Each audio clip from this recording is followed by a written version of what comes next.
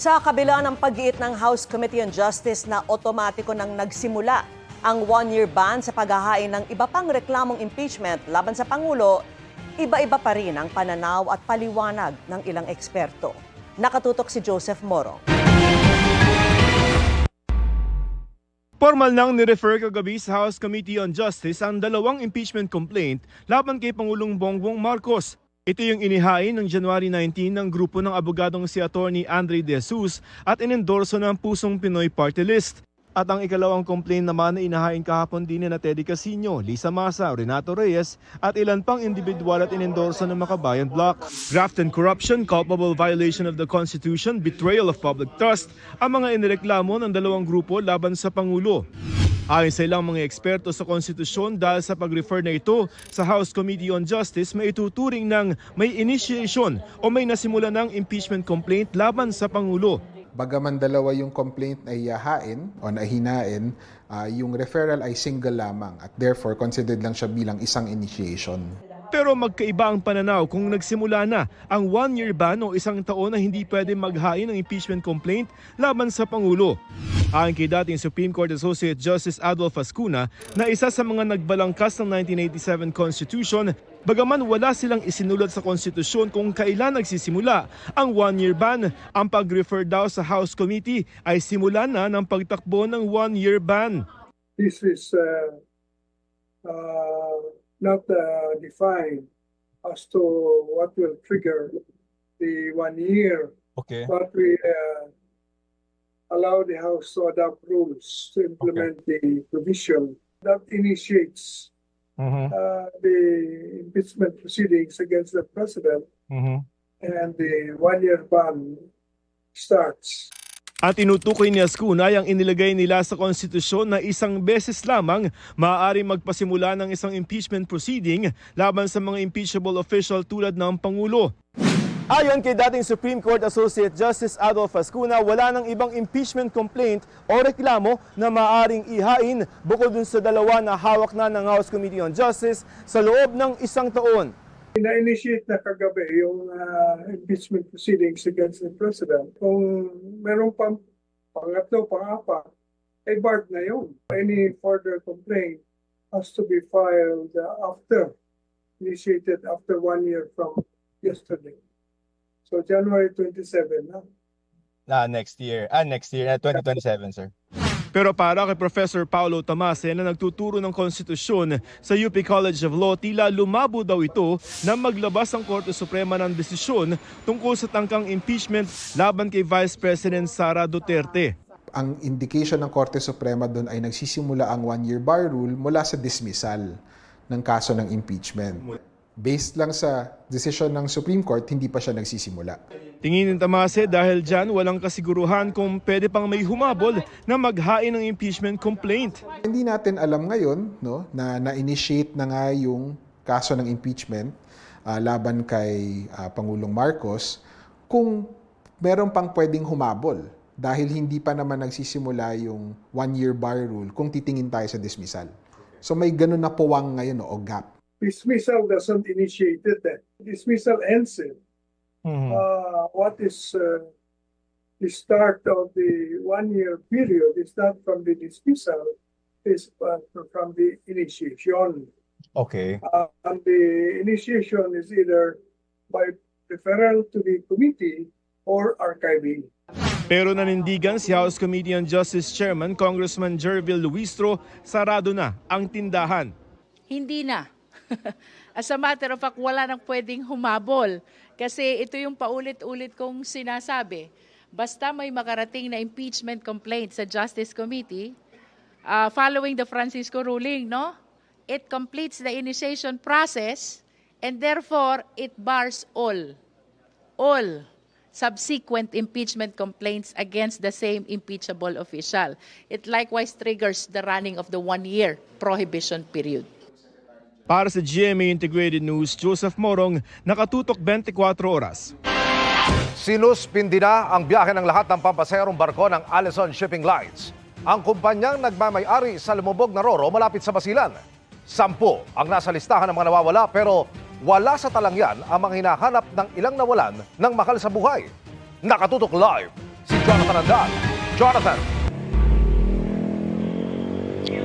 Emil, andito ako ngayon sa Coast Guard Station Zamboanga. Itong nakikita mo sa likod ko, ito po yung help desk ng Coast Guard dito kung saan po dumudulog yung mga naghahanap po ng kanilang mga kaanak na sakay po nung lumubog na Roro. Ang siste dito, pagkalapit dito, kukunin ng Coast Guard yung pangalan ng nawawala, pangalan ng kaanak at contact number sa sasabihan na tatawagan pag may nakuhang update. Sa ngayon po, ubos na yung mga dumudulog dito. Pero kaninang umaga, sunod-sunod po yung mga dumating dito, naghanap ng kailang kaanak, siguro lagpas 20 yung pumunta rito. Pero ang sinasabi nga ng Philippine Coast Guard, basay po sa kanilang official record, nasa 10 na lang yung missing doon sa lumubog na Roro.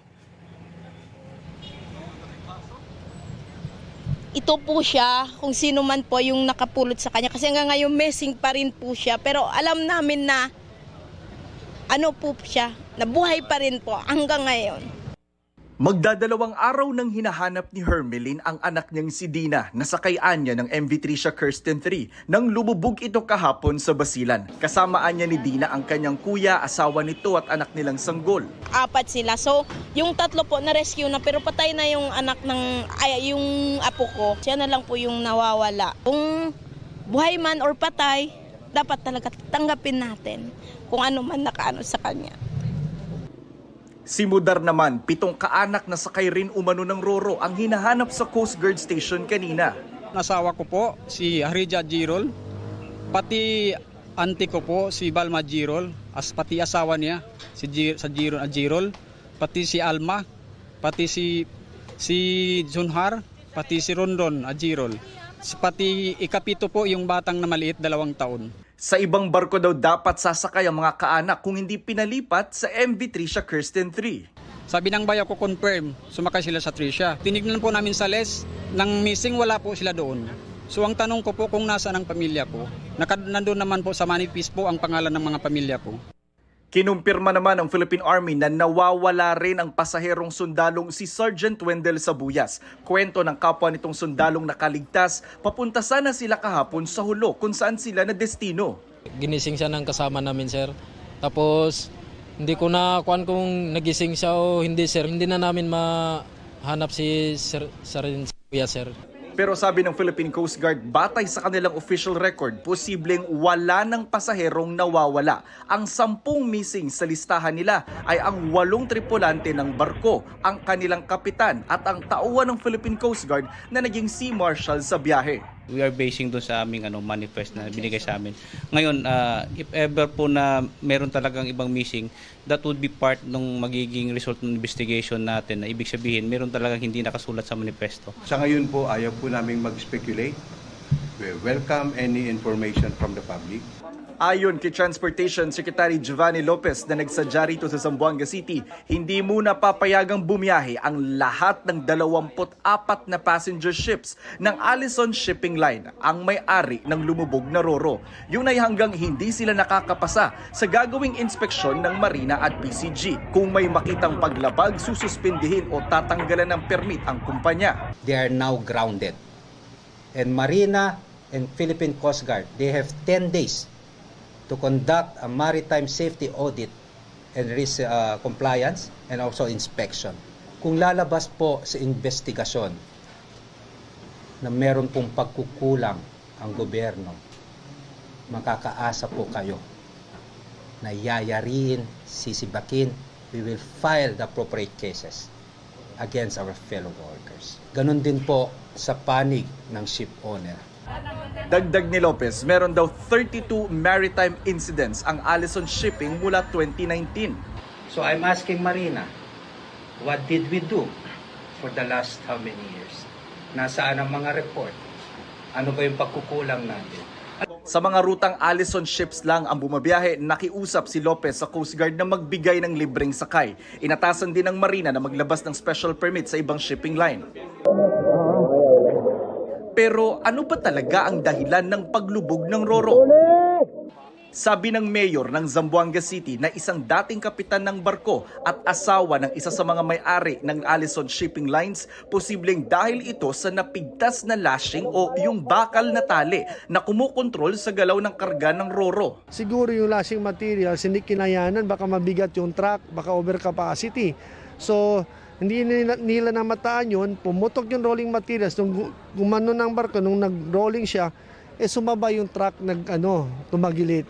Kaya nung tumagilid yung truck, nagkaroon siya ng angle of roll and dire-diretso na lumubog yung barko. That will be part of the investigation. Nakikita niyo rin po yung ganong angulo ngayon? We are not discounting any possibility. We focus on the search and rescue. Mas mahalaga sa ngayon ang buhay ng tao. Isa rin daw sa iniimbestigahan ng Coast Guard na dahilan ng paglubog ay ang squall o biglaang paglakas ng hangin na madalas ay may kasabay na bugso ng ulan. Etong area na po ito, etong sa may Bukal-Bukal at saka sa may Pilas Island, usually may squall po dito. Parang Subasco po, ito po yung biglaan na paglakas po ng hangin. We are also checking on that. Sa aerial inspection ng Philippine Coast Guard na aking sinamahan, nakita namin ang Balok-Balok Island kung saan malapit ang nangyaring paglubog ng Roro. Pero hindi namin ito natanaw. Hindi po namin nakita yung mismong Roro dahil totally submerged talaga, nakalubog. Wala rin po tayong nakita palutang po ng debris. Ang nakita lang po namin dito ay yung tagas ng diesel mula doon sa barko. Yung barko po kasi may karga 25,000 na litro ng diesel. Sabi ng Coast Guard, naghanda na sila ng oil spill boom at oil dispersant. Pero sa ngayon, hindi naman dapat ikabahala ang tumagas sa dagat na manipis na langis. Oil sheen, yung napakanipis, yung parang nagpatak ka ng mantika sa tubig. Sa ngayon, wala pa po tayong dapat ikabahala. Normally, yung oil nasa surface lang naman.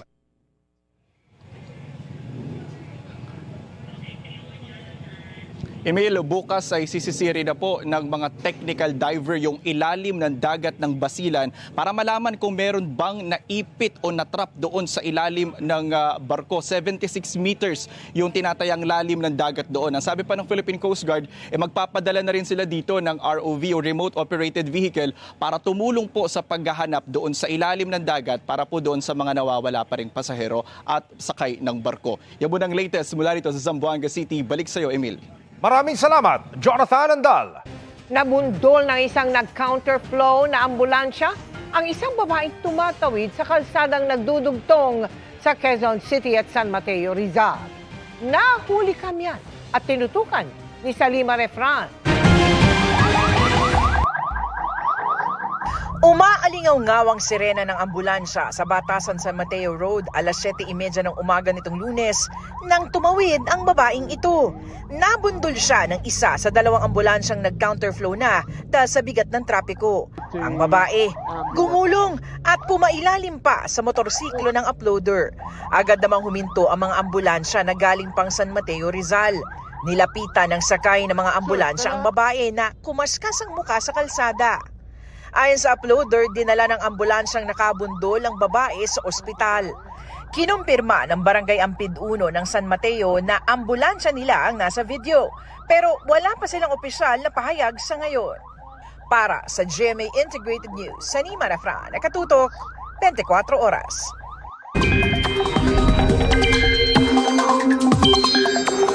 Mga kapuso, bukod sa lumalamig na simoy ng hangin, paghandaan din ang mga pag-ulan na posibleng dalhin ng amihan at shear line. Ayon sa Pag-asa, makaka-apekto pa rin sa ilang bahagi ng Visayas at Mindanao ang shear line, habang amihan at localized thunderstorms naman sa iba pang panig ng bansa. Base sa datos ng Metro Weather, umaga bukas, may kalat-kalat na ulan sa Cagayan, Isabela, Cordillera, Mindoro Provinces, Aurora, Quezon at ilang bahagi ng Mindanao.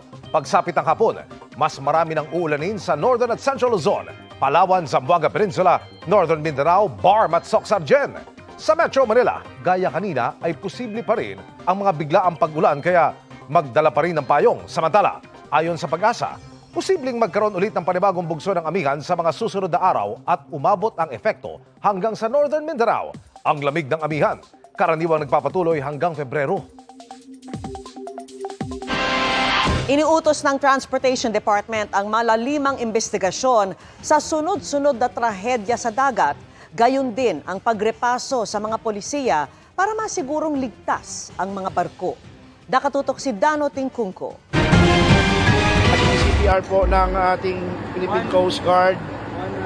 Bata-bata. Sinubukang sagipin ng Philippine Coast Guard. Pero pumanaw rin ang batang lalaking ito na sakay ng lumubog na MV Tricia Kirsten 3. Ilang saglit lang dumating ang isa pang bangkang lula ng mga nahanap na pasahero. Sa pag-asang masasagip pa ang ilan sa kanila. Umaasa rin ang kaanak ng ibang nawawala pa, gaya ng kapatid ni Sakarnina. Maskin ano nang mangyari sa kapatid ko, basta makuha lang namin, tanggap na namin kung ano man ang mangyari sa kanya. Dahil Allahu Ta'ala ang nag-ano sa kanya. So, I hope tulungan ninyo ako, tulungan ninyo ang pamilya ko na maiaahon sila dyan. Bago pa man lumubog ang MV Trisha Kirsten 3 sa dagat malapit sa Balok-Balok Island, Basilan, ay sunod-sunod na ang ibang insidente sa dagat. Nito lang Huwebes, 2 tripulanting Pinoy ang nasawi sa tumaob na Singaporean flag vessel sa West Philippine Sea. Nitong January 19 naman, nabutas ng malakas na alon ang isang motorboat kaya lumubog sa dagat ng bahagi ng Simunol, Tawi-Tawi. Nailigtas ang 50 sakay nito. January 18 naman, lumubog ang isang motorbangka sa Davao Gulf na may sakay na 15 pasahero. 5 sa kanila patay ng natagpuan. Bago niyan, 23 sakay ng isang recreational boat ang nasagip sa bahagyang pagkakalubog nito sa dagat sa bahagi ng Masbate. Ayon sa Philippine Coast Guard, tumama ito sa hindi pa matukoy na bagay, dahilan para pumasok sa loob ang tubig.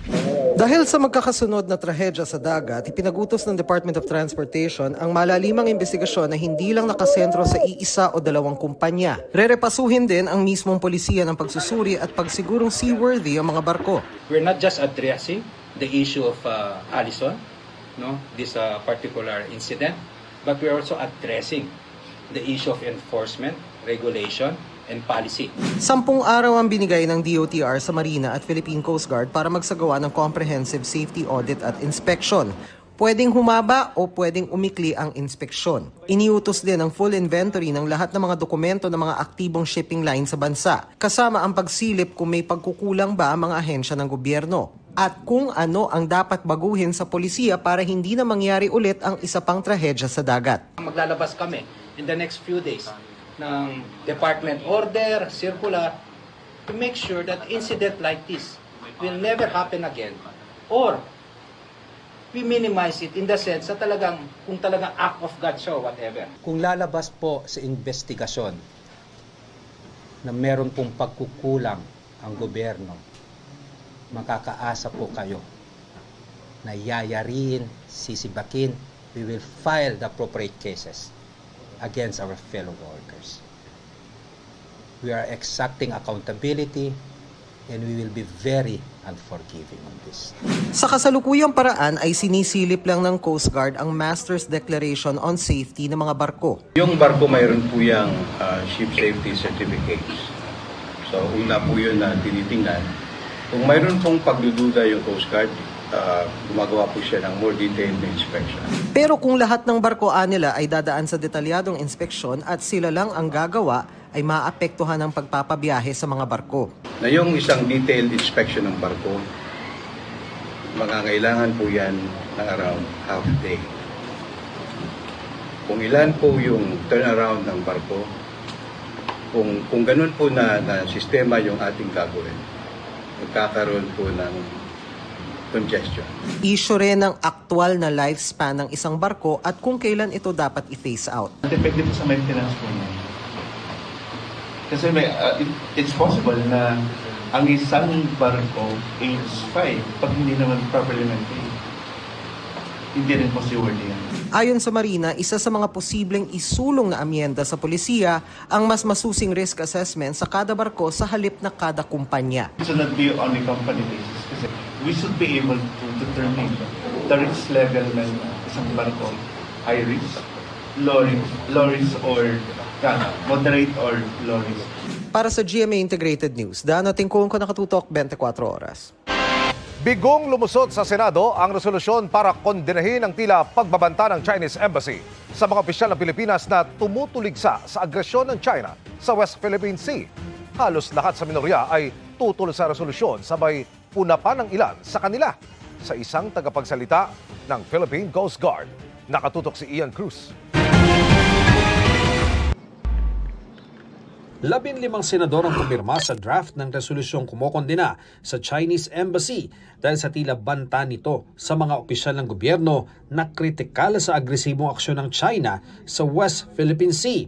Sa resolusyon, nanawagan ng Senado sa Department of Foreign Affairs na magkasa ng mga hakbang pandiplomatiko para itaguyod ang dignidad ng Pilipinas at tiyaking ang relasyon nito sa iba pang estado ay ayon sa international law. We condemn the statements of the Chinese embassy that are, we believe, inconsistent with diplomacy and international law.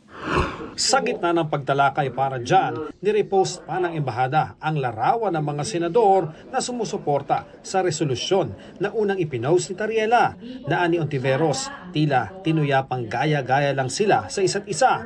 Git ni Ontiveros, bastos at walang paggalang ang embahada ng China kaya dapat i-adopt ang resolusyon. Pero git ni Minority Leader Senator Alan Peter Cayetano, mas mainam na magkaroon ng pagdinig ukol dito. May mga mungkahi ring ideklarang persona non grata ang mga opisyal ng embahada, pero di rin lumusot. Nasuspinde lang ang pagtalakay sa resolusyon. Tanging si Senador Jinggoy Estrada lang ang minority senator na pumirma, pero sabi ng isa sa mga hindi pumirma. Bago nito ay binatikos na ng ilang senador ang embahada ng China sa Pilipinas sa banta nitong pagpapayarin ang mga opisyal ng Pilipinas na nanguudyok laban sa China. We are told that criticizing a foreign head of state is completely unacceptable. If you do not like how democracy works in this country, then you are free to leave the Philippines. Get the out. Layas. This is our house. Hindi sila ang boss natin at tayo ay mga tau-tauhan lang nila. Nauna nang ipinagtanggol ni Senadora Risa Ontiveros si Philippine Coast Guard spokesperson on the West Philippine Sea, J. Tariela. Pero sinundan niya ng anyay tila sistematikong pag-atake sa kanya sa social media ng gobyerno ng China. We are in a democracy. Ang freedom of speech ay hindi lisensya para sa representante ng isang dayuhang bansa na manghimasok, manakot, at mambastos sa mga Pilipino dito. Even the Chinese Foreign Ministry spokesperson, Guo Jiakun, threatened Philippine officials on our very own soil. The embassy has clearly violated Article 41 of the Vienna Convention on Diplomatic Relations. Sabi umano kay Minority Senator Rodante Marcoleta ng bagong Chinese ambassador sa kanilang pulong, sinagot lang ng embahada ang paggamit ni Tariela ng caricature ni Chinese President Xi Jinping. Siguro yun ay paalam natin sa paraan na hindi tayo makakagawa siguro ng lalo pang mas malaking pagkakamali na katulad po ng ginawa niya. Kailangan po bang gumamit pa siya ng mga cartoon caricatures, pare-pareho tayong claimant? Sana naman ay pakaiwasan din natin yung gano'n sapagkat kung negative naman yung nakikita rin namin, hindi na naman po pwedeng hindi naman kami sumagot. Pag nambastos ka, babastusin ka rin talaga. Ang tawag ko po dyan, Mr. President, sa ugali ng Chinese government, gaslighting. Sila na nga ang gumagawa ng mali, mamasamain pa nila kapag pinuna ng ating panig, ng ating gobyerno, tayo pa ang may kasalanan. Sabi ni Tariela, ang pag-atake sa mga senador ng mga foreign diplomats ay hindi lang pag-atake sa Senado, kundi hamon sa ating soberanya at sa sambayanang Pilipino. Sa Kamara ay may mga naghain din ng resolusyon para hikayatin ng DFA na gumawa ng mas malakas at matapang na aksyon sa gitna ng mga pahayag ng Chinese Embassy laban sa mga government officials. Dapat may filing na of diplomatic protest. Hindi ko po alam kung there has been formal filing of diplomatic protest. Pwede rin i-consider yung pagde-declare as persona non grata yung nag-i-issue ng mga ganyan na mga statements na abnormal under existing diplomatic norms. Para sa GMA Integrated News, Ian Cruz nakatutok, 24 oras.